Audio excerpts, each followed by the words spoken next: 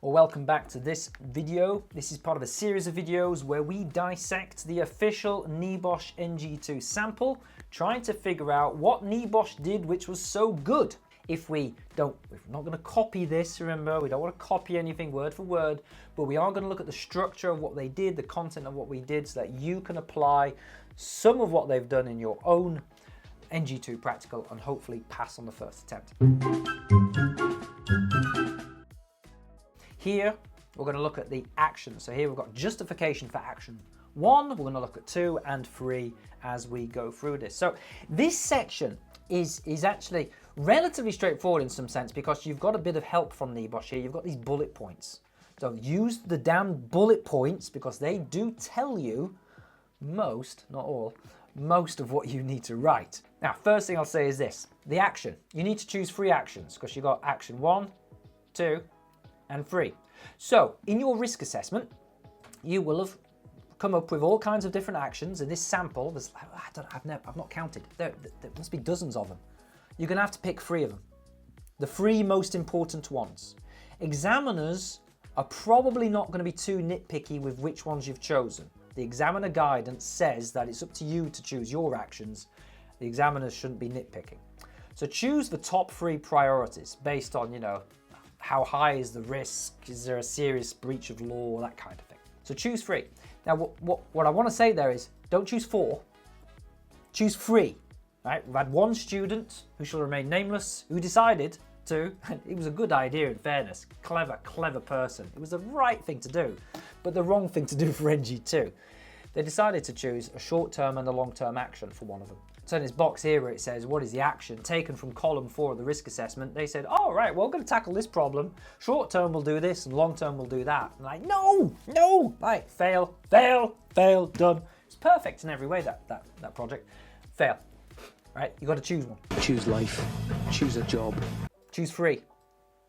Make sure these actions come from the risk assessment. Don't pick new actions. What I want you to do is pick one of these. Like, so if you would choose this one here, the health surveillance program, literally just copy and paste that. Just copy it and paste it into that box. Don't reword it. Don't change it. Don't take 3 actions and make them 1. Just copy and paste the damn thing, put it in the box. Copy and paste 3 of them and put 1 in each of these boxes. So 1 goes in that one, and then 1 goes in 2, and 1 goes in 3. You've got 3 forms. You've got to do 3 of these. So here we've got this mobile bridge thing, right? Specific legal arguments. Now let's look at what NEBOSH have done. They followed a very simple structure. They've said, right, there's this legislation which applies. This legislation requires you to do this, and this is what you are actually doing, and therefore you're breaking the law. So it says there are specific legal duties that need to be met, and then it mentions the work at height regulations 2005. So first thing is, don't, unless there's nothing else to use, don't go choosing the Health and Safety at Work Act here. Don't go choosing the management regs. If it's a work at height issue, choose the work at height regs. If it's a chemical issue, choose the COSH regs. Choose the legislation which applies. Now, if it's a problem which doesn't have any legislation, let's say it's mental health, stress, lone working, something like that, there are no lone working regs, there's no stress at work regs, okay. The management regulations, the Health and Safety at Work Act might be the only thing that you've got to work with there, but choose regulations if you can. So it says, work at height regs, have a duty to, and then it actually quotes what the duty is. So it talks about the planning, making sure they're reasonably safe. So quote the legislation. And we'll see that in the next one. If we go here, this is a COSH one, it's a dust issue. And they say the control of substances hazardous to health regulations 2002. Notice that they've written that out in full. They didn't just write COSH regs. They didn't like use an acronym. They weren't too lazy with it. Even here, look, they've used the Health and Safety at Work Act here for slips and trips. Not the best choice, to be honest.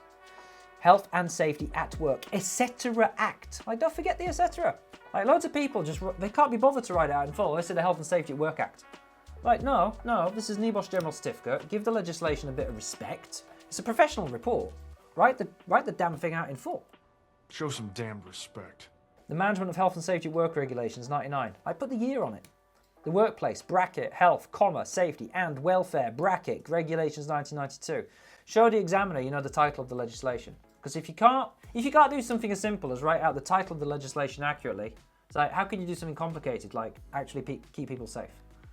That's a bit harsh, actually. I know loads of people who are very competent at safety but don't know the law. But anyway, So if we take a look at this one, it says, right, here's the law, the workplace regs. It requires the floors to be suitable in good condition. People should be able to move around safely. And so notice how they're saying what's wrong. That's not a particularly very good way of saying what's wrong, but here this is a better way. Under these COSH regs, you have a duty to do this, and we're not meeting that duty because of the excessive amount of dust. And then this one here, work at height regs require planning and safety, and this is what we're doing, and the people are ignoring the rules, they're jumping across the pit, therefore we're failing in this duty. Notice our NEBOSH have actually done something really cool. Enlighten us. They've written out the specific legal arguments in 3 different ways to show you poor soul who has to do this for real, showing you 3 different ways you could set it out. And one of them is actually not very good. Number 3 down here, that was pretty naff, to be honest. Yeah, they haven't really explained what's going on. But it's good enough to pass. It's good enough to pass. Officially, I think you should be doing one of the other 2. I think raise your standard so that even the most pedantic of an examiner will pass you. So follow that example, which we've got right here. Next, we've got some bullet points here. Consideration of likelihood and severity. Right, so types of injury or ill health. So, write down the types of injury or ill health. Don't just write injured. Don't just write could be hurt. Don't just write could be harmed. You know, it's like could have hand chopped off. Could be crushed. Here it says bruising, sprains, strains, fractures, head injuries, internal injuries. What else we've got here? We've got occupational asthma. We've got short-term irritation, long-term serious conditions, dermatitis, right? Quite some detail there. So make sure you get those in. It says number of workers at risk. Okay, so write down the number of workers at risk. So if we have a look here, it says 6 mechanics. All right, so how many people are at risk? Put an actual real number. How often the activity is carried out. So what have we got in here? Let's look at another one. It says how often, how often. It says, well, this isn't great, but it says routine and frequent. I don't think that's very good. Like how often is frequent? Is that daily, hourly, by the minute? It's not great, not great. Some examiners might not like that. Instead, we want to put down things like daily, hourly, constant, weekly. Put down the actual frequency as specifically as you can. And how widespread is that risk? So how widespread? Like where is it? How much of it is around? It's just there. There's one pothole in the corner of the car park. It's contained to that one corner. Or there are potholes all over the bloody place. All right. Oh, we use step ladders everywhere. There's a step ladder in every cell. Okay, right. That's quite widespread, isn't it? So give us an indication as to how widespread it is. Now, red alert here. Red alert. Some examiners seem to have a slightly higher standard, and this is not in the bullet points. Some examiners want you to label how high the likelihood is and how high the severity is. So, and this is what they actually do in the sample. So here it says the likelihood of injuries is quite high. The severity, well, the severity varies apparently, but the severity could be minor to serious. Okay, so we've got like high, we've got serious. On this next one, it says likelihood could be quite high, quite high. The severity is high. Now, this isn't a risk rating, it's not a risk matrix or anything like that, but I think some examiners want an indication as to how high the likelihood and severity is.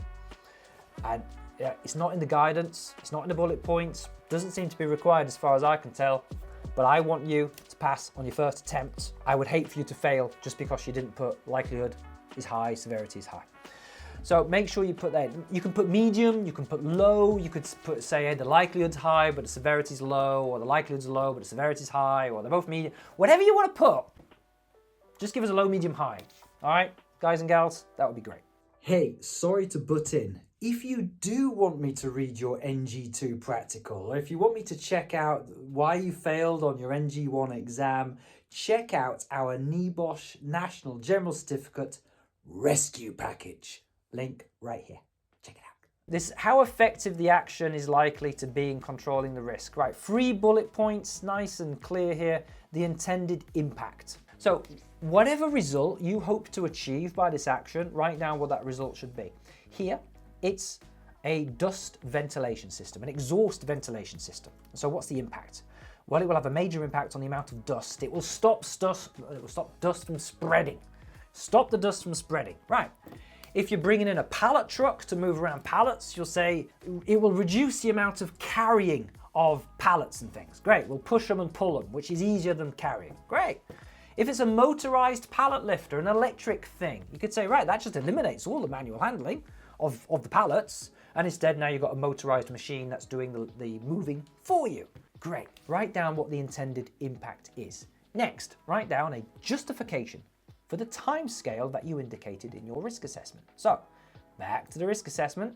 If you've got an action up here, let's say of 1 month or 6 months or 1 month, whatever that is, you take that time scale and you now explain why you think that time scale is the appropriate time scale. Explain yourself. So here for the bridge, it says a time scale of 2 months. Why? Well, it's a specialized piece of equipment that no one in the business has used before. You need to source a supplier. So basically you need to get a contractor in, you need to measure up, design it, submit a quotation, then they need to plan that in. It's going to take time for them to manufacture. That all takes a ton of time, basically. 2 months seems like a reasonable time frame. You decide on the time frame. You just have to explain yourself in a way that seems sensible. Finally, key thing here, whether you think the action will fully control the risk. So, I've got some issues with this personally, but it doesn't matter what I think. Just do what you have to do to bloody pass. Write down that this action will fully control the risk. You can write that down in a few different ways. Here it says, the bridge will definitely reduce the likelihood of falling into the pit and getting serious injuries. Risk will be adequately controlled. So you can say, adequately controlled. In the next one it says, this will fully control the risk as the dust will be significantly reduced. Brilliant. And the next one they say, I believe that this action will reduce the risks of slipping over greasy floors to a minimum. Great. You can phrase it any way you like, but just be absolutely clear that this action, this one single action, solves the problem. Now I know for the cleverer candidates amongst you, the ones who've got a bit of experience, you will know that, well, if that one single action fully controls that risk, what's the point of all the other actions then? So look at this then, right, so we've got this dust issue and we've got the local exhaust ventilation, but we've also got other actions like face masks and RPE and dilution ventilation and maintenance and improved housekeeping and safe systems of work and training and hygiene education and so on. Okay, it goes on forever. Lots and lots of actions there. What's the point of all of those actions if that one action of the dust extraction system fully controls the risk? I know it's stupid, all right? But it doesn't matter. That's what you're gonna have to write down in order to pass. Don't go writing any caveats. Don't go writing down things like, oh, if we do all the other things as well, it'll fully, no, just don't take chances with it, okay? Because you might get an examiner who just blindly follows the rules and goes, fail. Write down, it will fully control the risk, adequately control the risk, etc. Anyway, I need a drink. I'll see you in the next tutorial where we'll look at part 4.